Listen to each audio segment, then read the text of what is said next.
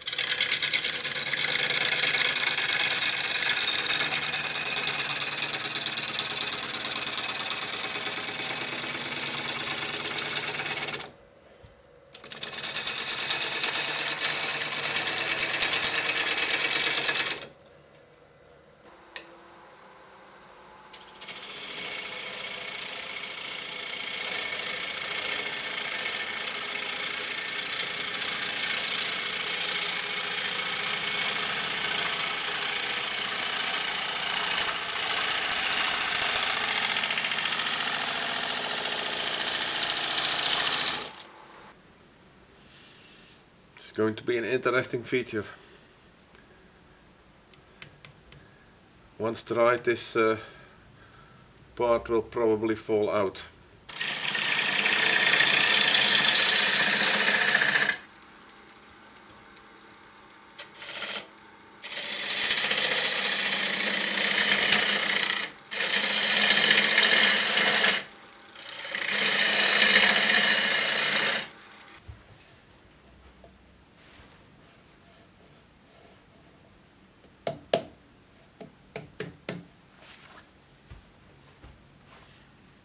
I'm not going to make her any thinner because I don't know how much this wood will warp. I hope not too much, but yeah, first time turning chestnut, or green chestnut at least, so let's not take any unnecessary risks. A paper bag is next for this one.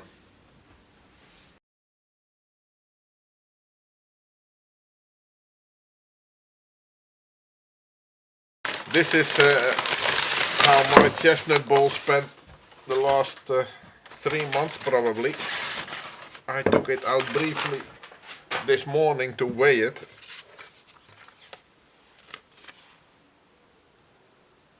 Okay, so to October 20, 2,376 grams. That was including the sawdust and the paper bags. And I weighed it this morning, May 8th, 1,156 grams. So that's quite a lot of weight gone. I think it's dry. Dimensions. In this direction I'm measuring 29 centimeters and straight across 28.4. That's not so bad actually, that's only 6 millimeters difference. And the inside 22.5, 23, so indeed about 5-6 millimeters that it has shrunk. The height almost 9 centimeters including the foot. And the height on the inside 57 millimeters.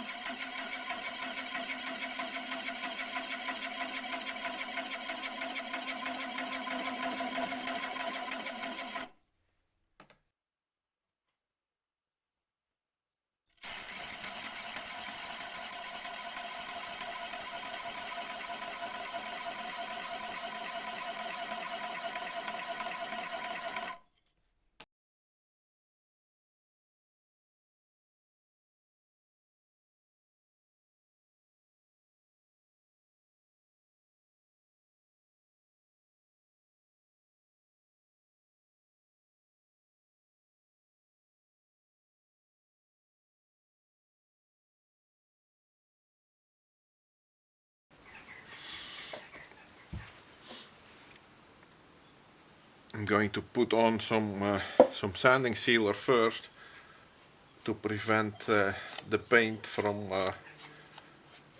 getting into the surface too deep, because the flat part I will have to sand out afterwards. It's a bit of an awkward setup. I have a protective cage around the bowl to prevent the paint from spreading too much. I'm going to use this high gloss gold color.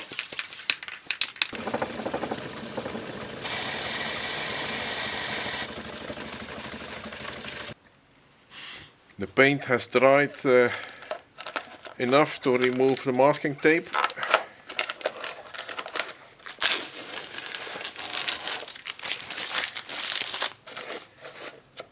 So let's do that.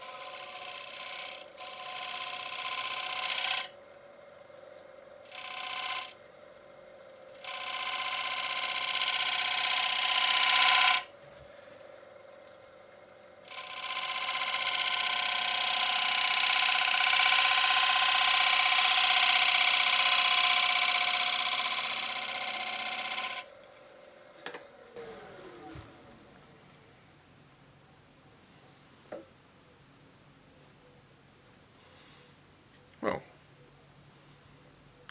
that's not too bad at all.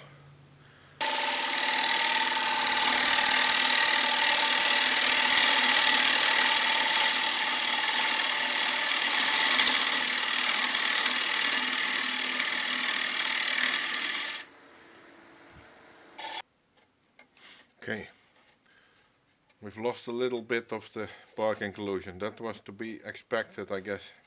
I'm happy with the inside. As you can see, the whole inclusion here came eventually loose during sanding. I was already expecting that would happen. It's no big deal, it's just it's going to be a feature. I've sanded the sharp corners off, and it's going to be a feature of this bowl. But then, for a finish, I've been thinking of several things, but I want this to be a food safe bowl, and what I have eventually come up with is plain and simple boiled linseed oil. Putting it on with a big rag.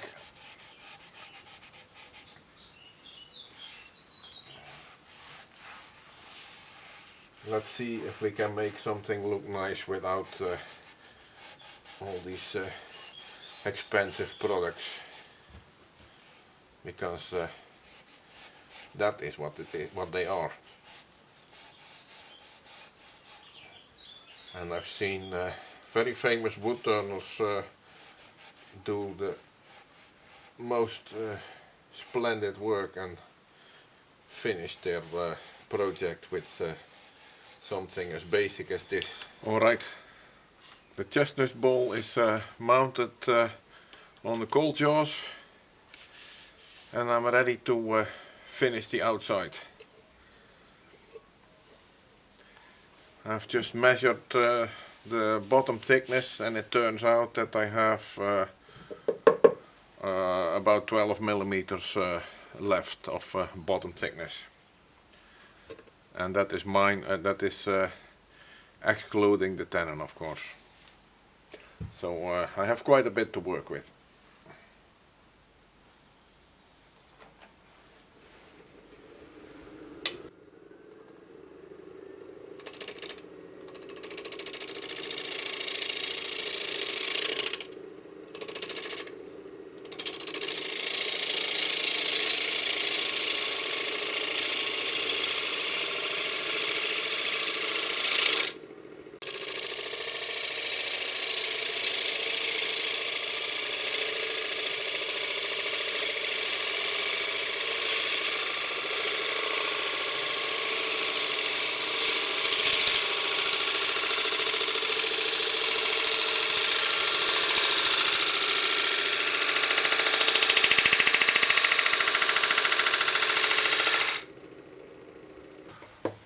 And then for a finish, I will do the same as on the inside. So that means boiled linseed oil,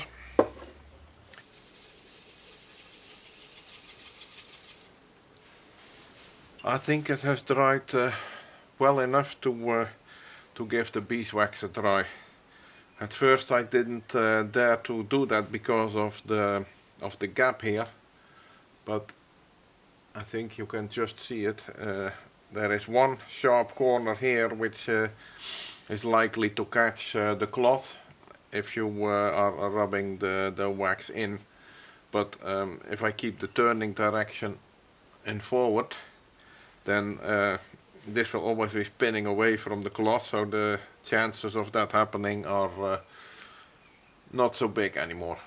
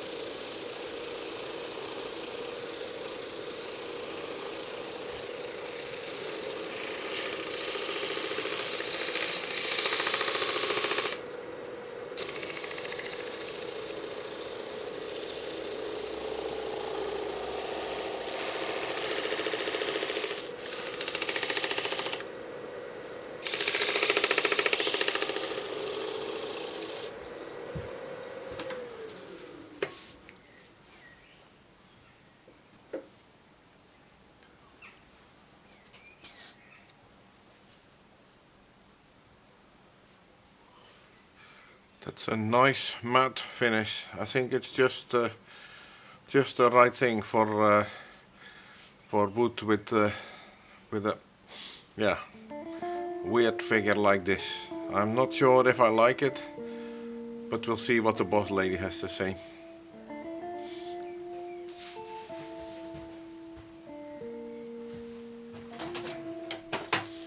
I will take it off the lathe.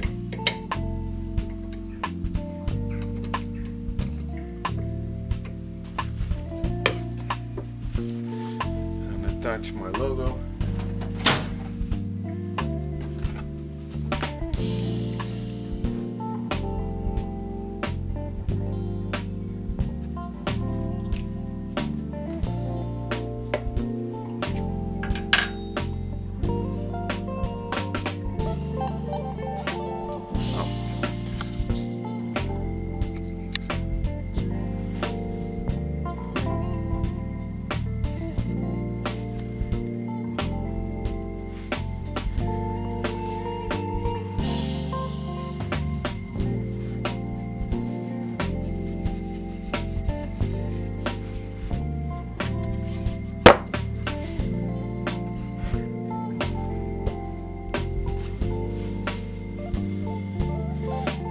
There you have it.